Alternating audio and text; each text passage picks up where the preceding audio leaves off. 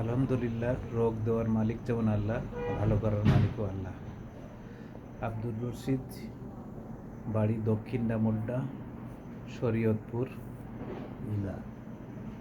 জেলার ডামুড্ডা থানা, ডামুড্ডা পৌরসভা। উনি 2013 সালে প্রোস্টেট ক্যান্সারে আক্রান্ত হন এবং প্রোস্টেটের অপারেশন হয় 2013 সালে এবং 2022 সালে, দুইবার অপারেশন হয়েছে। এবং অপারেশনের পরে উনি চিকিৎসা নিয়ে আলহামদুলিল্লাহ ভালো আছেন। উনি এখন এসেছেন ফলো আপের জন্যে। ক্যান্সার একটা মারাত্মক রোগ হলেও চিকিৎসা নিলে কিন্তু অনেক ক্যান্সার ভালো হওয়া যায়, তার মধ্যে প্রোস্টেট ক্যান্সার।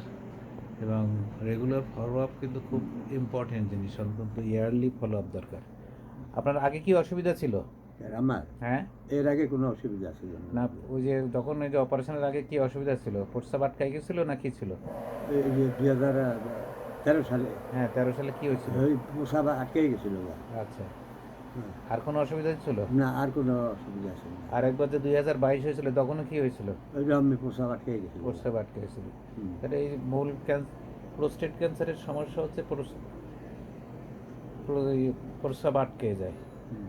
এবং এটা সাধারণত 60 বছর বয়সের দিকে বেশি হয়, বেশি পাওয়া যায় 60 ঊর্ধ্ব পুরুষদের ক্ষেত্রে বেশি পাওয়া যায়। হুম। তো ওনার বয়স প্রায় 73-74 বছর না এখন? হ্যাঁ, 75-76। 75-76। তো আলহামদুলিল্লাহ ভালো আছেন উনি। এখন ফলো আপের জন্য এসেছেন। আমরা ফলো আপ করবো, বিশেষ করে পিএসএ লেভেল এবং আলট্রাসোনোগ্রাম করে ফলো আপ করবো, যাতে উনি আরও দীর্ঘদিন ভালো থাকেন, যতদিন বেঁচে আছেন আল্লাহ যেন সুস্থ রাখে। সবাই দোয়া করবেন।